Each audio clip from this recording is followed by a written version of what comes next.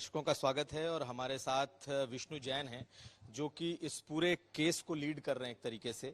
और आज बहुत अहम दिन इनके लिए भी है। विष्णु जी, बहुत अहम दिन है आपके लिए। सर बहुत अहम दिन है क्योंकि बहुत ज़्यादा मेहनत की है पिछले 2-3 सालों में इस केस की रिसर्च में, हिस्टोरिकल पहलू जुटाने में, स्पिरिचुअल पहलू जुटाने में, लीगल पहलू जुटाने में, केस को बिल्डअप करने में बहुत टाइम लगता है। बहुत बड़ी टीम ने इसमें काम किया है और कमीशन की रिपोर्ट में काफ़ी काम किया गया कि कमीशन की रिपोर्ट में क्या क्या उसकी बारीकियां है कि सारी बातें कोर्ट के पटल पे आ सके। तो मुझे पूरी उम्मीद है कि जो हमने रिसर्च की है, जो हमने बातें रखी हैं, उसके आधार पे केस आगे बढ़ेगा और कोर्ट हमें इजाज़त देगी कि इस केस में हम आगे एविडेंस लीड कर पाए। धड़कन बढ़ी हुई है आज आपकी। सर देखिए, अपने आराध्य देव पे विश्वास है और जो भी काम करा है बहुत ही ऑनेस्टी से, सच्चे मन से किया है, एक प्योर भक्त के रूप में किया है, अपने ईश्वर के लिए, अपने आराध्य के लिए। तो धड़कन नहीं बढ़ी हुई है, कोई प्रॉब्लम नहीं है। जो भी माननीय न्यायालय फैसला देगा हम कॉन्फिडेंट हैं। अगर हमारी जीत होती है तो उसको बड़े शालीनता से आगे ले जाएंगे, एविडेंस लीड करेंगे। और अगर माननीय न्यायालय मुस्लिम पक्ष की एप्लीकेशन अलाउ करता है तो ऑनरेबल हाई कोर्ट जाएंगे, फिर सुप्रीम कोर्ट जाएंगे। पर जो हमारी बात है उस बात से पीछे नहीं हटेंगे। दर्शक ये जरूर जानना चाहते हैं कि आज आखिर फैसला क्या आना है, क्योंकि सर्वे हुआ, सर्वे में मंदिर के साक्ष्य मिले, ऐसा आप लोगों का दावा भी है। तो क्या दर्शक ये समझे कि आज कुछ सर्वे को लेकर के भी होगा या सिर्फ एक लाइन मेंटेनेबल है या नहीं है, सिर्फ इस पर फैसला है? नहीं, यू आर एब्सोल्युटली राइट। जो आपने सेकंड बात कही, सिर्फ आज मेंटेनेबिलिटी के इशू पे फैसला आने वाला है।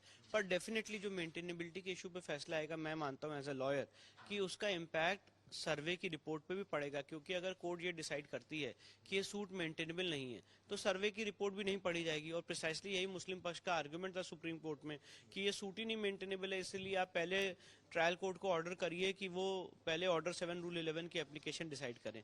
तो आज उस पर ही फैसला आना है एक लाइन का कि भाई मेंटेनेबल है सूट की नहीं है, पर उसके जो रेमिफिकेशंस हैं वो फार रीचिंग है। लेकिन आम आदमी जो है वो इस चीज से भी कनेक्ट करता है कि इस पूरे सुनवाई के दौरान सर्वे भी हो गया, इस पूरे दौरान सुनवाई के दौरान वो शिवलिंग भी निकला, जो दावा हिंदू पक्ष का कि वो शिवलिंग है। तो आखिर वो दोनों अलग कैसे है, कि वो सर्वे कैसे अलग है और ये सुनवाई कैसे? देखिए, एक्चुअली क्या होता है, सीपीसी में प्रक्रिया ये है कि ऑर्डर 7 रूल 11 की एप्लीकेशन मेंटेनेबिलिटी की किसी भी स्टेज पे देखी जा सकती है। पर मुस्लिम पक्ष ने जब सर्वे हो रहा था तब उन्होंने ऑब्जेक्शन उठाया था कि पहले 7-11 हमारी डिसाइड की जाए, जिसके अगेंस्ट इलाहाबाद हाईकोर्ट ने कहा कि नहीं, 7-11 किसी भी स्टेज पे देखा जा सकता है, पहले सर्वे हो जाने दीजिए। तो सर्वे उस इलाहाबाद हाईकोर्ट के ऑर्डर के कंप्लायंस में हुआ और honourable mister justice Ravi Diwakar जो सिविल जज सीनियर डिवीजन है उनके ऑर्डर के कंप्लायंस में सर्वे हुआ। अब इन द मीन टाइम वो जब सुप्रीम कोर्ट गए सर्वे होने के बाद, तो सुप्रीम कोर्ट ने कहा अब 7-11 की एप्लीकेशन प्रायोरिटी बेसिस पे सुनी जाए। इसीलिए अब ये मेंटेनेबिलिटी का इशू प्रायोरिटी बेसिस पे सुना जा रहा है। पर मुझे ऐसा लगता है कि मेंटेनेबिलिटी का इशू यहाँ पे हमारे पक्ष में आता है। उसका कारण यह है कि उन्होंने मेंटेनेबिलिटी के इशू के लिए अपना आर्गुमेंट रखा है प्लेसेज ऑफ वर्शिप एक्ट और Waqf act. Places of worship act यहाँ पे हमारे पक्ष में रिला फॉल करता है क्योंकि नवंबर 1993 तक व्यास जी उस तहखाने में पूजा करते चले आ रहे हैं।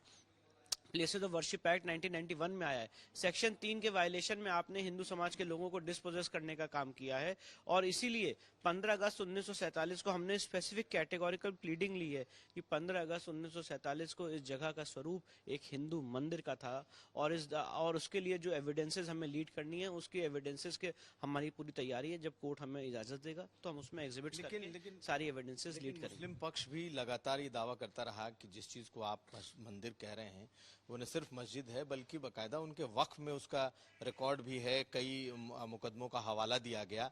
तो आपने इसको किस तरीके से काउंट? मैं आपको बताता हूँ, आपने बड़ा अच्छा सवाल पूछा सर। वक्फ नंबर 100 आलमगीर मस्जिद का जो उन्होंने इंद्राज है वो दिखाया। काशी विश्वनाथ में और बनारस के क्षेत्र में हजारों ऐसी मस्जिदें हैं जिसका नाम आलमगीर मस्जिद है। वहां पे कोई खसरा नंबर मेंशन नहीं है, किस प्रॉपर्टी के लिए किया गया है वो मेंशन नहीं है। इसीलिए अगर आलमगीर मस्जिद का डॉक्यूमेंट आप इस मस्जिद के लिए पढ़ना चाहते हैं तो मुझे लगता है पढ़ा ही नहीं जा सकता है। ज्ञान व्यापी मस्जिद में जो केस हुआ था दीन मोहम्मद का, जो दीन मोहम्मद ने खुद फाइल किया था, जिसपे मुस्लिम हेविली रिलाई करते हैं, उसमें कहीं भी आलमगीर मस्जिद नहीं लिखा है। हर जगह इसको ज्ञान व्यापी मस्जिद लिखा गया है।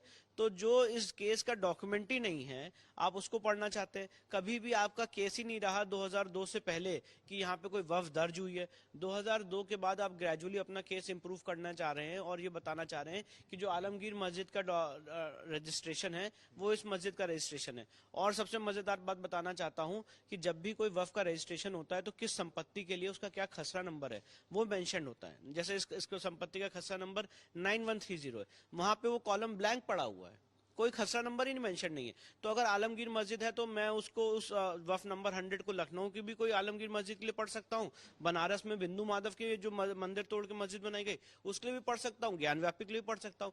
तो आलमगीर मस्जिद के नाम से वो ज्ञान व्यापी पे कैसे अप्लाई करता है ये एक सवाल है। और मैं यहाँ पे आपके सामने कोई फैसला नहीं सुना रहा हूँ, मैं कह रहा हूँ ये डिस्प्यूटेड क्वेश्चंस ऑफ फैक्ट हैं जिसको सूट में एविडेंस में इश्यूज फ्रेम करके डिसाइड करना है। पर आज की स्टेज में आप ये कह दें कि मैं कह रहा हूँ शिवलिंग है, मैं कह रहा हूं कि हिंदू मंदिर है और उसको सिरे से सिर्फ रिजेक्ट कर दिया जाए, तो वो सीपीसी की प्रक्रिया नहीं हो सकती है। और इसीलिए मैं ऐसा मानता हूं कि 7/11 की इनकी एप्लीकेशन रिजेक्ट होगी और हमें मौका दिया जाएगा इश्यूज फ्रेम करके एविडेंस लीड करने का।